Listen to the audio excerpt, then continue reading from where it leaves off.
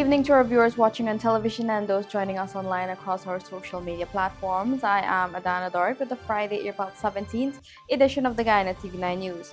In the headlines tonight, government moves to jail repeated litter offenders, tighten noise law in major environmental crackdown. Mohammed's escalate legal challenge against U.S. ambassador amid ongoing extradition case. Guyana urges climate justice, equity, and migrant protection at UN forum. And police warn hire car operators, follow the law or face penalties. Now for the news in depth. Ghana has renewed its call for stronger global action on climate justice, equitable resource access, and the protection of migrants of African descent at the 5th session of the Permanent Forum on People of African Descent in Geneva, Switzerland.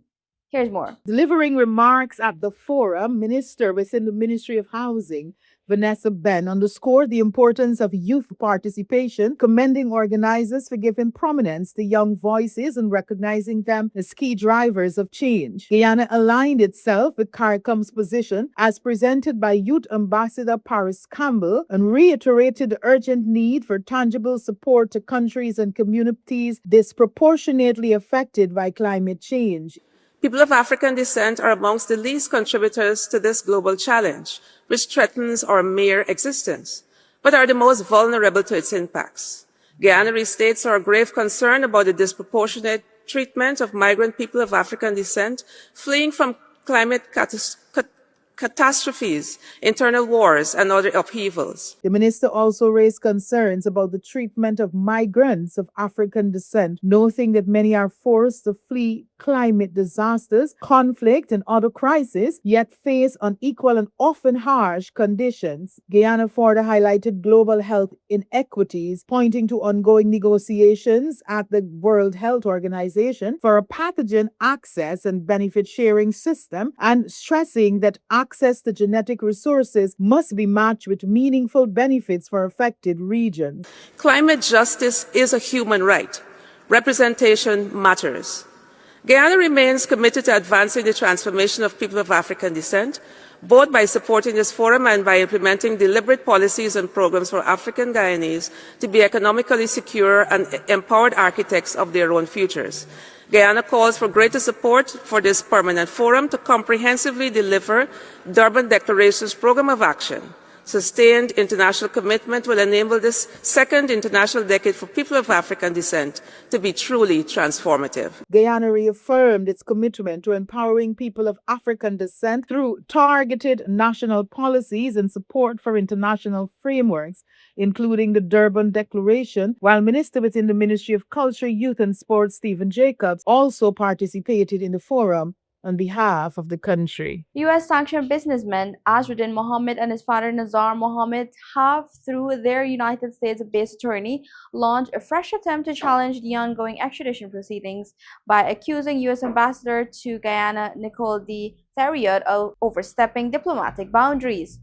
More in this report. In a letter dated April 15, 2026, their legal representative argued that recent public comments made by the ambassador were inappropriate given that court proceedings are still active, suggesting that her statements could influence ongoing legal processes. The latest move comes amid heightened scrutiny of the Mohammed family and their legal team, who have been accused by officials of conducting a sustained campaign aimed at undermining both local and international authorities involved in the case. Ambassador Theriot has previously rejected claims that the case is politically driven, maintaining that the prosecution is supported by strong prosecutable evidence and is not influenced by political consideration. She has also emphasized that the United States only proceeds with criminal indictments when evidence meets the threshold required for a realistic prospect of conviction, underscoring confidence in the strength of the case. The ambassador further stated that the matter now rests entirely with the Guyanese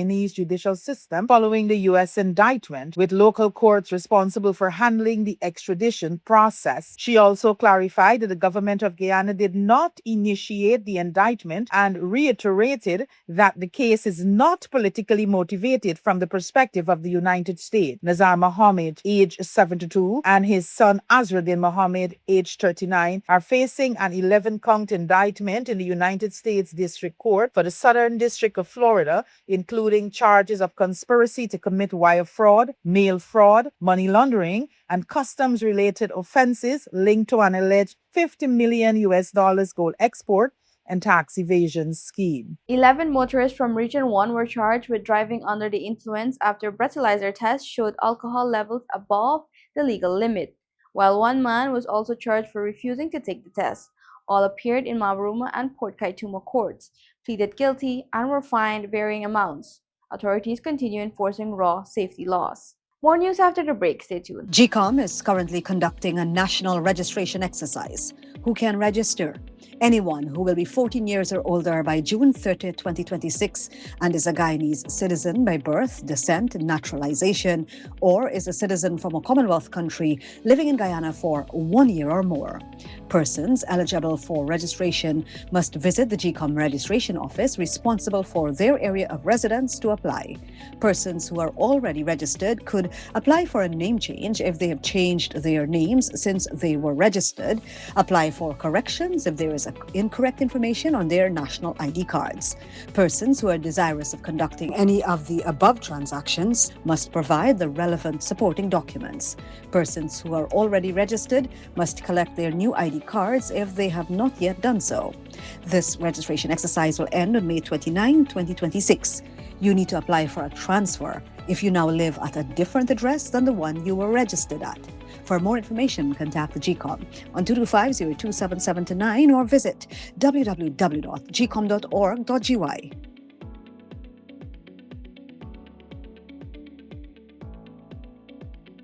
GCOM is currently conducting a national registration exercise. If you have moved to a new address since you were registered, you are required to update your address by applying for a transfer to ensure your address is accurate. Where to apply for a transfer? Visit the GCOM registration office responsible for your area of residence to apply for a transfer. When to apply for a transfer? You can apply to have your address updated during this national registration exercise. This registration exercise will end on May 29, 2026.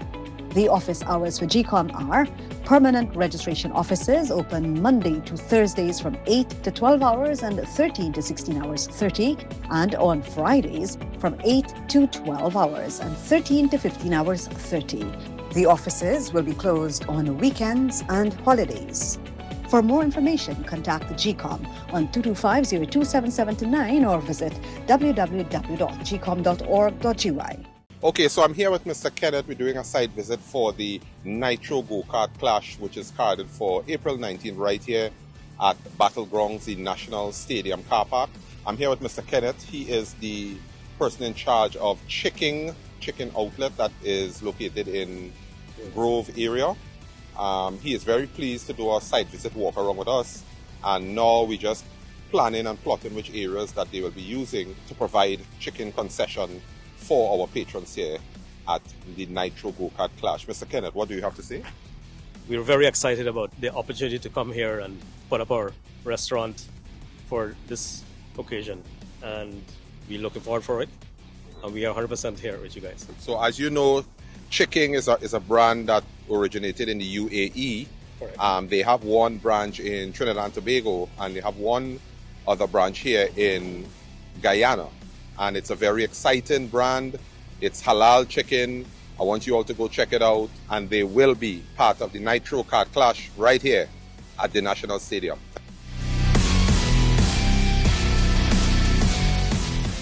Welcome back. You're watching Guyana TV9 News Bulletin. Sergeant Prem Narayan of the Guyana Police Force is urging hire car operators across Guyana to strictly comply with existing transportation laws, emphasizing that adherence is essential for passenger safety and service reliability.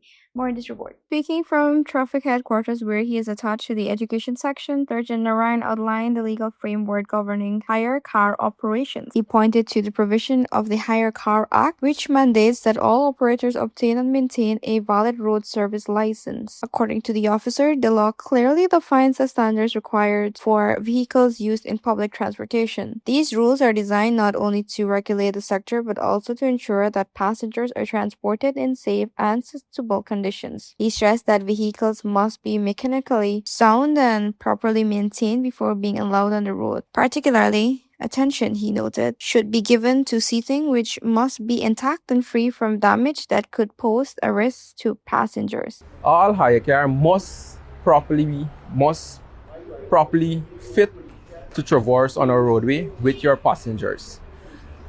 Your seat must be intact, not damaged to injure your passengers anyway. The traffic officer also warned against unauthorized modifications to hire vehicles, specifically the installation of additional speaker or amplifiers. Such altercations, he said, are prohibited under the law and can result in penalties for operators. When operating a hire car, no additional speaker or amplifier should be installed in that vehicle to burden your passenger.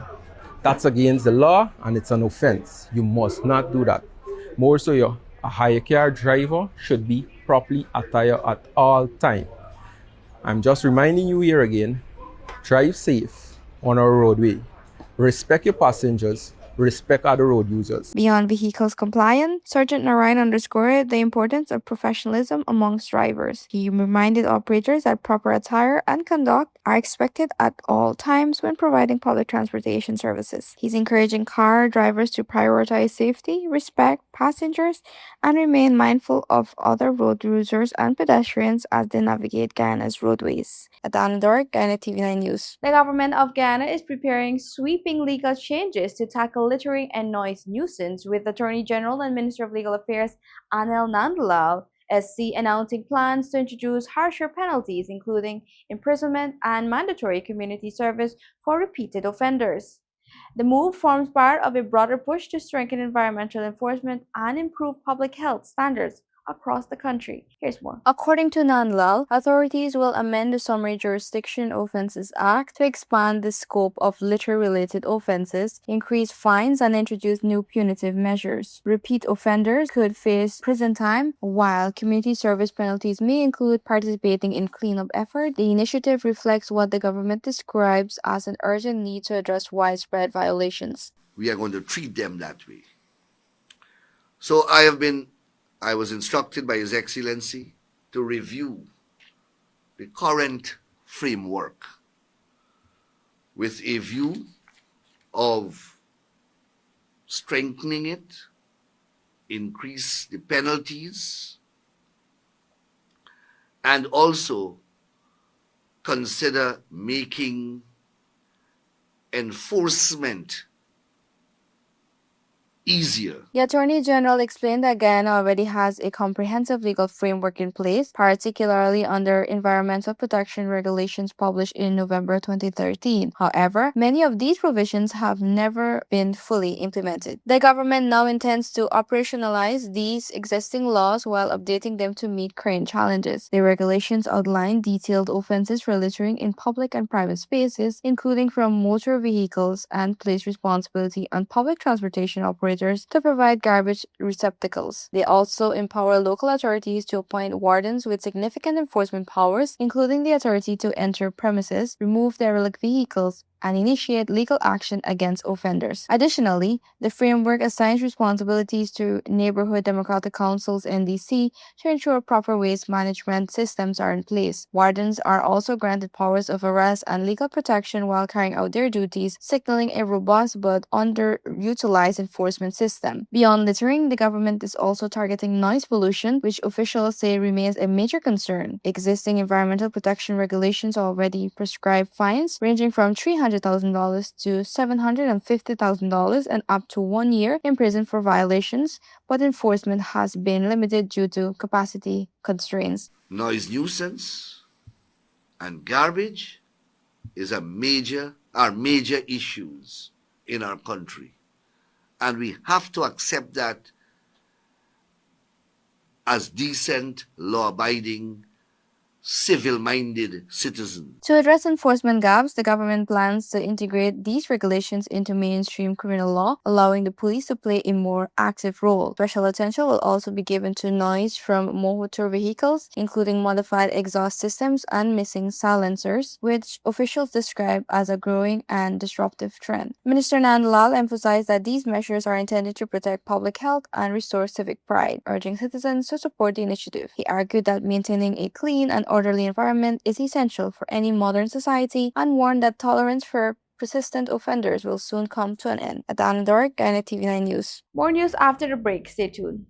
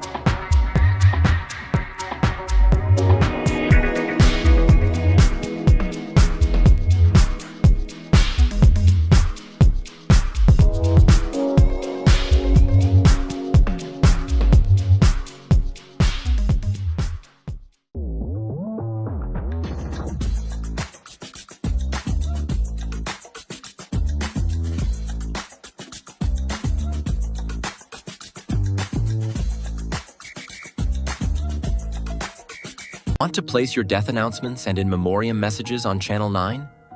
Call 592-761-5006, 710-5008, 600-5006. Or visit our office at Lot 85A Lamaha Street, Albertown, Georgetown, Century 21 Building. Guyana Channel 9 is now Guy TV9, proudly under new management. We're building stronger with a balanced and open platform for all advertisers. Whether you're promoting a business, service, or event, your message belongs right here. So choose your spot, news, primetime, or anytime, and reach viewers across Guyana. With affordable rates and professional service, Guy TV9 is your partner in progress. So visit us at Lot 21A, Lamaha Street, Georgetown, in the Century 21 building, or call 600-5006 or 761-5006. Guyana TV9. New leadership, fresh outlook, real results. Welcome back. You're watching the Guyana TV9 News Bulletin. The Custom Anti-Narcotics Unit, CANU, has seized 390 grams of cannabis, 3.5 grams of ecstasy, 25 rounds of ammunition, and 608,450 cash during a Bagotsville operation. Prince Bagot and Maurice Fernandez were arrested. Investigations are ongoing. Attorney General and Minister of Legal Affairs Anil Nandlal has sharply criticized the legal team representing the Forward Guyana Movement FGM following the dismissal of yet another attempt to challenge the September 1, 2025 general and regional elections. More in this report. Speaking on his weekly program Issues in the News, Attorney General Nandlal said the election petition filed by Randolph Critchlow in the High Court was fundamentally flawed, breaching the strict legal framework governing election challenges in Guyana. He pointed out that the party had previously failed a pre-election legal bid brought by Crystal Fisher against the Guyana Elections Commission and the Attorney General, which was dismissed by both the High Court and the Court of Appeal. That matter is now pending before the Caribbean Court of Justice. The Attorney General noted that costs awarded in that earlier case remain unpaid, warning that steps will be taken to recover the sums owed to the state and other respondents. Central to the latest dismissal, he explained, was the misuse of legal procedure, stressing that election challenges must be filed strictly as petitions under the law and not through ordinary proceedings. The same Chief Justice had dismissed that matter.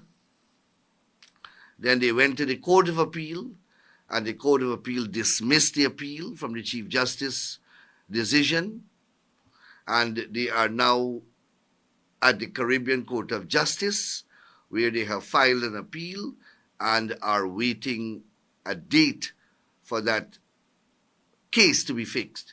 before the CCJ. Despite appealing that very ruling at the CCJ, the FGM's legal team returned to the High Court with what Nandlal described as a contradictory and poorly constructed petition, which he moved swiftly to strike out. That appeal had no merit, and the proper procedure to be used to challenge the election was an elections petition. They appealed to the CCJ, notwithstanding, they rushed back to the High Court and they filed the elections petition. So it's a guess game, complete and utter incompetence from top to bottom. Chief Justice Navendra Singh ultimately struck out the petition and awarded $350,000 in costs to each respondent, reinforcing what Nandlal said is a consistent judicial stance that election laws are rigid and any deviation is fatal to a case. Melanie Morris, Guyana TV9 News. In tonight's regional news from Belize, Steve Lewis, a delivery man from Dangriga, was found dead in Silkgrass village after going missing Tuesday morning while on a routine delivery. His mother said he received a call from a man requesting a ride to a farm. Searchers later found his body after vultures and odor there. Internationally, India is bracing for an intense heat wave with temperatures expected to soar to extreme levels nationwide. Several cities may cross 50 Celsius, marking one of the hottest periods in recent years. Rising heat is already affecting daily life, making routine activities difficult. Experts urge hydration, caution, and avoiding peak afternoon hours. Those are our major headlines for tonight's newscast. For more trending stories, follow us on our Facebook, TikTok, and YouTube platforms at GY TV9. I'm Adana Dark. Thanks for watching.